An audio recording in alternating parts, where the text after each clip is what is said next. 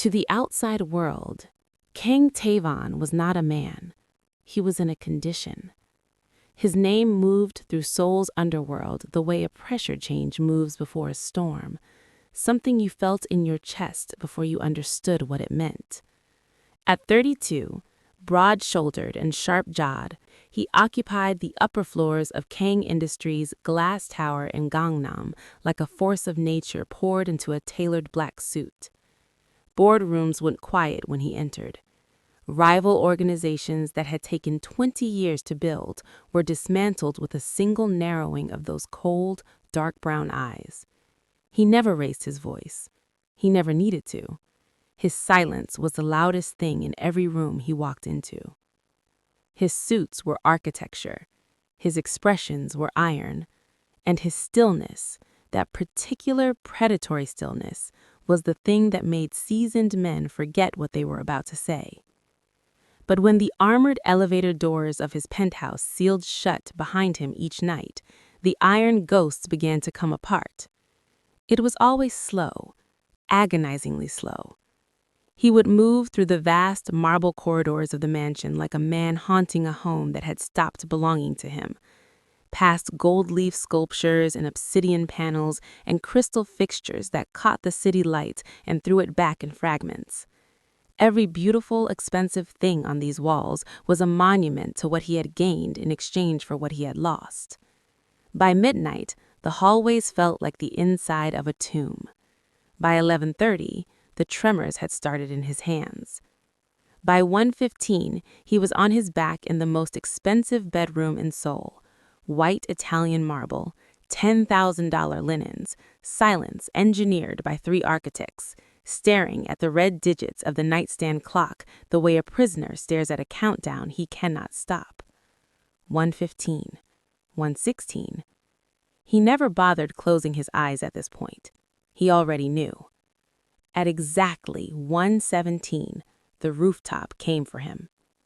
The phantom gunshot, sharp, surgical, final. The shimmer of silk turning dark, her weight shifting into his arms above the glittering skyline, the city blazing 40 floors below them, indifferent and beautiful. And her voice, already thinning at the edges, asking the question she never got an answer to. Are you still in there? He woke up gasping, every night, without fail, for 2,190 consecutive nights. In the service quarters at the end of the East Corridor, 17 maid uniforms hung in a row, pressed, empty, unclaimed, a quiet record of everyone who had tried and fled. The only one who had never left was Sebastian Crow, silver-templed, white-gloved, moving through the mansion's grief with the composed precision of a man who had decided, a long time ago, that loyalty did not have a resignation letter. He noticed everything. He said very little. And on this particular evening, he stood at the far end of the corridor and watched Dr. Elias Varon spread his consultation files across the dining table and look at Kang Taevon the way a man looks at a problem he is running out of ways to solve. Then the front door sounded. Sebastian moved to answer it. He opened the door, and his expression, carefully neutral for 30 years, shifted by exactly 1 degree. Lady Morella Voss stood in the entrance, silver hair immaculate, pearl earrings catching the hall light. She did not wait to be welcomed in. She stepped across the threshold with the authority of a woman who had already decided how this evening would go. And beside her, 1 step behind, was someone Sebastian had never seen before. Lady Morella did not introduce Alara Vance so much as deploy her. She swept through the mansion's foyer with the brisk, unsentimental energy of a woman who had exhausted every gentle option and arrived, finally, at the only one left. She exchanged 4 words with Dr. Varon. Has anything changed? No. And turned to Taevon with the composed expression of someone who had decided the time for asking permission was over. Alara stepped in behind her.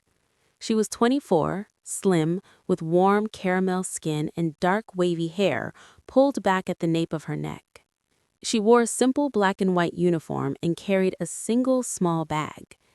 She stood in the marble foyer, vaulted ceiling, gold fixtures, the kind of silence that costs a great deal of money to maintain, and looked around with calm, unhurried brown eyes that took in the grandeur without gasping at it, and the cold without flinching from it. Taevon watched her from the far end of the hall, waiting for the moment her composure broke. It didn't. She turned to Sebastian and asked 2 questions. Where was the kitchen? What time were meals expected? Sebastian told her.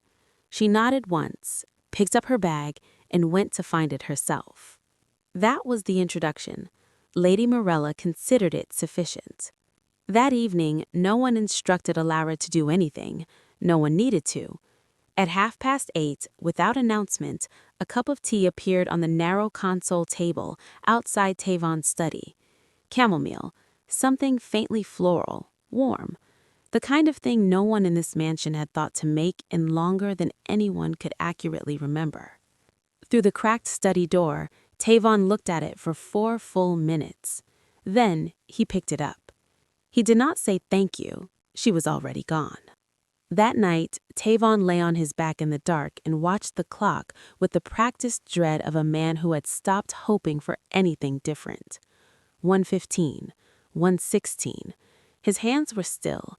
The tremor that usually began around 11:30 had not come. At 1:17, something stirred at the edges of his consciousness, not the rooftop, not the gunshot, not the weight of her falling, but something looser, vaguer, almost gentle. He surfaced halfway, listened to the silence of the house, and felt, without understanding why, that the silence was different tonight, less empty, less hostile. He drifted back under. In the morning, Dr. Varon arrived at 6:50 for his routine check. He pressed open the bedroom door with the resigned efficiency of a man who had long since stopped expecting surprises. His medical bag hit the floor. Kang Taevon was asleep. Not the brittle, medicated half-sleep Farron had spent 6 years documenting. Deeply, completely, irreversibly asleep. Broad chest rising and falling with a slowness that made Varon's throat tighten because he had the data to know exactly how long it had been since those numbers looked like this. And there, on top of the covers beside him, dark wavy hair fanned across the white pillow, still in her black and white uniform, was Alara Vance. She had come to leave water on the nightstand. She had sat in the chair, and somewhere in the long, quiet hours of the night, without either of them deciding it, the distance between the chair and the bed had simply ceased to exist. Behind Varon, Lady Morella appeared in the doorway. She looked at the bed. She brought her clasped hands slowly to her chest and said nothing. At the far end of the corridor, Sebastian Crow stood with his silver tray perfectly level and went absolutely, completely still. Nobody spoke. The city moved 40 floors below. The clock on the nightstand read 7:04. For the first time in 6 years, something impossible had happened inside the Kang mansion, and none of them knew yet what it was going to cost. And beside her, 1 step behind, was someone Sebastian had never seen before. Taevon had built his empire on the ability to read people before they knew they were being read. He could identify a threat by the way a man held his shoulders in a crowded room. He could detect a lie by the particular stillness that settled over someone's face a half second before they delivered it. In 32 years of navigating a world where misjudging a person could cost you everything, he had never encountered someone he genuinely could not place. He began watching Alara the way he watched threats, cataloging, mapping, waiting for the angle to reveal itself. It didn't. She had no performance. She didn't arrange herself differently when he entered a room, didn't soften her voice or quicken her movements or do any of the small instinctive things people did in the presence of someone they were trying to impress or appease. She cleaned the east corridor with the same steady attention she gave the kitchen. She folded linens with the quiet focus of someone who considered the task worth doing well. When he appeared without warning in the doorway of a room she was working in, which he began doing deliberately and odd hours with the full weight of his presence turned on like a floodlight, she looked up, registered him, and continued what she was doing. Not defiantly, not nervously, simply with those deep brown eyes that had, infuriatingly, no fear in them at all. He found it more unsettling than aggression. Aggression he knew how to answer. This complete, unhurried absence of self-consciousness in his presence had no counter that he could locate. He appeared in the kitchen at 2 a.m. She was heating milk, back to the door, and turned when she heard him, looked at him for a moment and asked if he wanted anything. He said nothing. She turned back to the stove. He stood in the doorway for 40 seconds before he left. He counted. One morning he decided to simply ask. He found her at the kitchen counter, measuring something with the focused precision she brought to everything, and said, not unkindly, but with the flat directness of a man who had stopped decorating his questions years ago, "Why aren't you afraid of me?" Ilara set down what she was holding. She looked at him and genuinely considered it, not as a deflection, but the way a person considers a question they think deserves an honest answer. Then she said, "Because frightened people make terrible tea, and yours needs to be perfect." She turned back to the stove. Taevon stood in the kitchen doorway for several seconds. Then he left. That night, Sebastian noted in his private household record, the one he had kept in a leather journal for 11 years, that Mr. Kang had retired to his bedroom before midnight and had not emerged until 7 a.m. He underlined it twice. The mansion staff had begun to notice something they couldn't quite articulate. The temperature of the house had changed. Not warmer exactly, but less sharp, the way iron becomes steel. Still hard, still unyielding, but it is no longer quite so cold. The storm arrived over Seoul just after 10, rolling in from the Han River with the slow, deliberate weight of something that had been building for days. The mansion lights flickered once, held. Taevon found her in the East Library, cross-legged on the floor beside a low lamp, a worn paperback open in her hands, her dark, wavy hair loose around her shoulders. She looked entirely, unreasonably at home, like she had been reading in this room for years, and the room had simply been waiting for her to arrive. She didn't look up when he entered. She shifted slightly, just enough, just a small rearrangement of her posture that created, without announcement, a sense of space for another person. No words, no performance of awareness, just the quiet acknowledgement of someone who had noticed him and decided his presence was not something to be managed. He sat in the chair by the window. He didn't know why. The rain was loud against the glass. The lamplight caught the soft line of her cheekbone, the downward cast of her eyes on the page. Outside, the city disappeared into weather. In here, the room was all shadow and warm light, and the sound of a storm that made the walls feel closer than usual. He sat with it for a long time. And then, somewhere between the rain and the silence and the low burn of the candle, something in him released a grip it had been holding for 3 years, and the name came out. Sarah. He said it the way a man sets down something he has been carrying so long he had forgotten what his hands felt like without it. Ilara looked up from her book. She didn't speak. He told her about the rooftop, the gala, the way Sarah's dress had caught the light from 40 floors of the city blazing below them, silk, the color of moonlight, her arm linked through his, the way she laughed at formal events, genuine and private, reserved only for the moments when the powerful people in the room were looking the other way. The promise she had made him keep. Don't let the boss kill the husband. He described the moment the world divided, the sound, sharp and surgical, the warmth spread through his jacket. Her weight shifted into his arms with the terrible, particular softness of something irreversible, with the flat, hollowed-out precision of a man who had held the memory so tightly and for so long that letting any of it out felt indistinguishable from bleeding. Alara did not offer comfort. She did not offer analysis or perspective or the careful words people reach for when they don't know what else to give. She simply listened, with the full, still, undivided attention of someone who understood that this was not a story that needed a response. It needed a witness. When he stopped talking, the rain had softened. The candle had burned itself nearly flat. The room was quieter, and the quiet was different from the mansion's usual silence, less hollow, less cold. Alara looked at him for a moment. "She sounds like someone worth remembering the right way," she said, quietly, carefully, like she meant every word of it. Taegon stood and left without answering. That night, the clock turned to 1:17. The room held its breath. Nothing came. He slept, fully, deeply, undisturbed until morning light found the edges of the curtains. In his consultation office across the city, Dr. Elias Varon arrived early to check the overnight monitoring feed.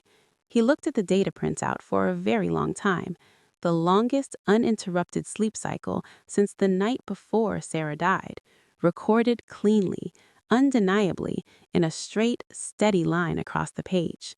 He sat down. He put the printout in the file, and for a moment, Dr. Elias Varon, rational, scientific, the man who dealt exclusively in evidence, allowed himself something he had not permitted in 6 years of failed treatments and carefully managed expectations. He allowed himself to believe this might actually be real. Sebastian Crow had worked in this house for 30 years. He had outlasted 4 household managers, 11 drivers, and 17 maids. He had carried grief on a silver tray every morning for 6 years without once letting it show in his posture. He was not, by nature or by practice, a man who acted before the moment was exactly right. On a quiet Wednesday afternoon, the moment was exactly right. He came to Taevon's study with the unhurried precision that characterized everything he did, knocked once, entered, and placed a single printed page on the desk without preamble. He stood back, white-gloved hands clasped behind him, and waited. The page contained a discrepancy he had found 3 weeks ago buried in the archived security logs from the night of the Hanwha Tower Gala. He had spent those 3 weeks verifying it before he brought it forward. He was not a man who dealt in uncertainty. The East Wing camera feed had been disabled at 11:49, exactly 11 minutes before the shooter took position on the rooftop access level. The blackout had been authorized from inside the building's own security control room, from a terminal that required Level 4 clearance, the kind of clearance that belonged to a very short list of people who had been trusted that night to keep Sarah safe. Taevon read it once, read it again. Then he set it on the desk with a steadiness that was far more frightening than any display of anger Sebastian had ever witnessed from him, and told Sebastian to say nothing to anyone. His voice was quiet and absolute, the way deep water is quiet. He picked up his phone and called Han with one instruction: pull everything. 2 hours later, Director Won Jae-il arrived for a routine meeting. He was exactly as he always was, silver-tongued, impeccably dressed in the kind of conservative authority that read as trustworthy in photographs, carrying himself with the easy confidence of a man who had never once been made to answer for anything. He settled into the boardroom chair across from Taevon and spoke warmly about Sarah's memory, as he always did at these meetings, the practiced cadence of a man who had been performing grief for 6 years and had long since stopped noticing that it was a performance. Taevon watched him with eyes that had spent a lifetime reading people at the level below language. Something didn't fit. Something had never fit. He simply had not, until this afternoon, known where to look. When the meeting concluded and Juan moved through the corridor toward the exit, Alara was passing with a service tray. She stopped. It was brief, less than a second. Something moved across her face and was controlled before it fully formed. Her tray remained level, her posture remained composed, but she had stopped, and she was still standing in the corridor after Juan's footsteps had faded completely. Sebastian appeared beside her. He studied her face for a moment with the quiet attention of a man who noticed everything and discarded very little. "Are you all right?" he asked. Alara looked at the empty corridor. Then she said, carefully and precisely, as though she had been carrying the words for a long time without anywhere to put them, "I've seen that man before, in a photograph my father kept hidden." Sebastian was still for exactly 3 seconds. Then he said, "Come with me." Han delivered the dossier on a Thursday evening and said nothing when he handed it over. He had worked for Taevon long enough to know when a file required words and when it required silence. This one required silence. Taevon read it alone, at his desk, at 1 in the morning, the hour that had belonged, without exception, to the nightmare, the clock, the countdown, the rooftop arriving on schedule. Tonight, he sat at his desk in the amber light of a single lamp and read, and the clock turned to 1:17 without incident, without violence, almost without his noticing. The camera blackout at Hanwha Tower had been authorized through a private security subsidiary, a company with a clean registration, a functional website, and no obvious connection to anything. The paper trail ran 3 layers deep before it surfaced, clean, precise, damning. At the bottom of it, under 2 shell entities in a holding structure that had been carefully constructed to be uninteresting to anyone who wasn't looking specifically for it, was the corporate signature of director Won Jae-il. Taevon set that page aside and kept reading. Buried deeper in Han's research was a second file, 6 years old. A man named Vance, a mid-level financial courier operating in Seoul's underworld, who had inadvertently documented Won's money laundering pipeline into a rival syndicate and had been silenced before he could do anything with what he knew. His disappearance had been ruled inconclusive. The investigation had been closed quietly, efficiently, by a senior official with the authority and the motivation to make sure it stayed closed. The same man who had approved the camera blackout. Taevon sat back.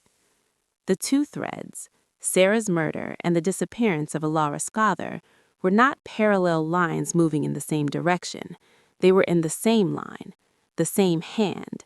The same 6-year-old decision was made by the same man who had sat across from him that afternoon and spoke warmly about grief. He closed the dossier. He picked up his phone. He sent Alara 1 message: "Come to my office." She arrived in 4 minutes, still in her uniform, her dark wavy hair pulled back. She looked at his face when she entered and understood immediately that this was not a routine summons. She stood in front of the desk, and he opened the dossier between them without softening what it contained, without preamble or cushioning, because she had told him once that protecting someone by managing what they were allowed to know was just control with better manners. She read it standing up. The room was very quiet. When she reached her father's file, she went still. Not the stillness of shock, the deeper, older stillness of someone who has been carrying in an unanswered question for so long that the answer, when it finally arrives, feels less like news and more like confirmation of something the body already understood and had been quietly grieving for years. She stood with it for a long time. Then she said, "I didn't come here knowing, but I think I came here because some part of me needed to." Taevon looked at her across the desk.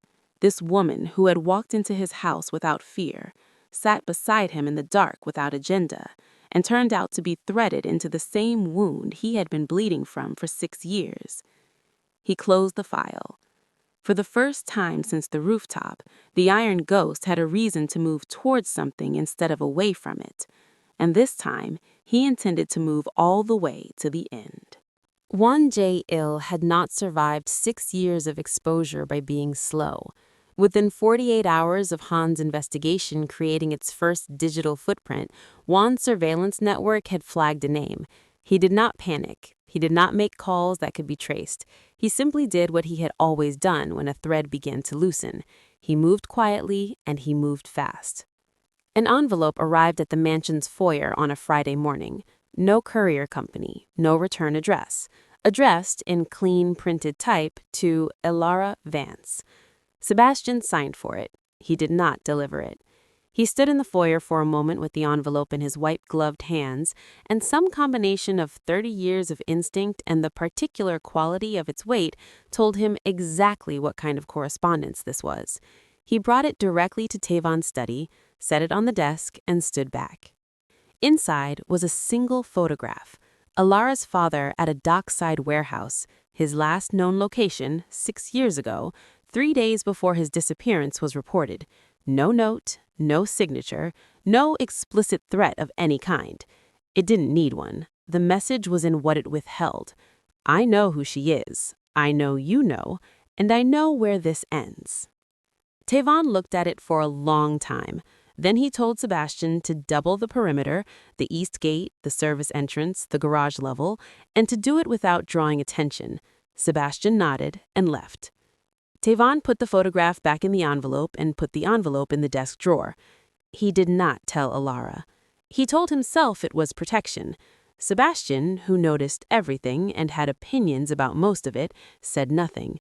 But his silence over the following days had a specific and recognizable quality, the quiet of a man who disagreed with a decision and had chosen, for now, to allow it to stand. Elara found out on the third day. Not from anyone, from the shape of things. A guard she didn't recognize stationed outside the service entrance. A new lock on the side door, installed without explanation. Sebastian's careful, almost imperceptible rerouting of her morning routine away from the east corridor. Small things, individually unremarkable.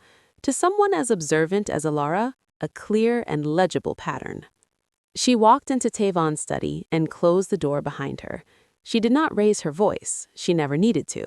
She told him, with the quiet, precise delivery of someone who had chosen every word before entering the room, that she had not walked into a dangerous man's house and stayed when 17 other women had run in order to be managed like a liability. That if he trusted her enough to sleep beside, he trusted her enough to tell the truth too. That keeping someone ignorant to keep them safe was not protection. It was control, wearing a different mask. Taevon was silent for a long time after she finished. Then he opened the desk drawer. He told her everything, the envelope, the photograph, what it meant, how close Won's reach already was. When he finished, neither of them spoke. Elara reached across the desk and placed her hand over the closed dossier, not reaching for him, not asking for anything, simply placing her hand there, steady and deliberate, like someone planting a flag in shared ground. Taevon looked at it the way a man looks at something he had stopped believing he was allowed to have. He didn't move his hand away. Han delivered the completed evidence chain at 9:15 on Thursday night and used 3 words to summarize what it contained. It's all there. Taevon's legal counsel confirmed it within the hour. Watertight. Documented across 11 sources. Irrefutable in any court in the country. The operation was set for Friday morning. Law enforcement contacts had been briefed. Every exit was covered. Everything was in place. Taevon told Han to be ready at 6 a.m. Then he got in the car alone and told the driver to take him to Hanwha Tower. He rode the elevator to the rooftop without looking at his reflection in the mirrored doors. The city rose and fell away below him as the floors climbed. His hands were still. The gun at his side was a weight he had carried so long it had stopped feeling like a choice and started feeling like anatomy. The rooftop doors opened. Won Jae-il was already there. He stood at the far railing with his back half turned to the city, as though he had been expecting this and had decided at some point in the past 6 years that when it finally came, he would face it standing up. The Seoul skyline blazed behind him, 40 floors of light and density and indifferent beauty, the same view it had been on the worst night of Taevon's life. The same cold air, the same city, the same rooftop. Juan did not deny anything. He confessed with the flat, hollow exhaustion of a man who had been carrying a secret long enough that the weight of it had finally exceeded the value of keeping it. Sarah had found the laundering records. The exposure couldn't be contained. He had made the only decision his particular species of cowardice knew how to make, the one that required someone else to pay for his survival. 6 years of grief compressed into a single second. Taevon raised the gun. Juan was against the railing, the city burning behind him, nowhere left to go. The trigger was 3 pounds of pressure away from everything Taevon had wanted since 1:17 a.m. on the night the world divided. His arm was steady. His eyes were clear. He had never in his life been more certain of anything. And then he heard her. Not imagined, not conjured, simply remembered, with the cellular, bone-deep precision of something that had rearranged him from the inside out. Ilara's voice, quiet and exact, from a kitchen at 2 in the morning. The most dangerous thing a powerful man can do is choose to feel something.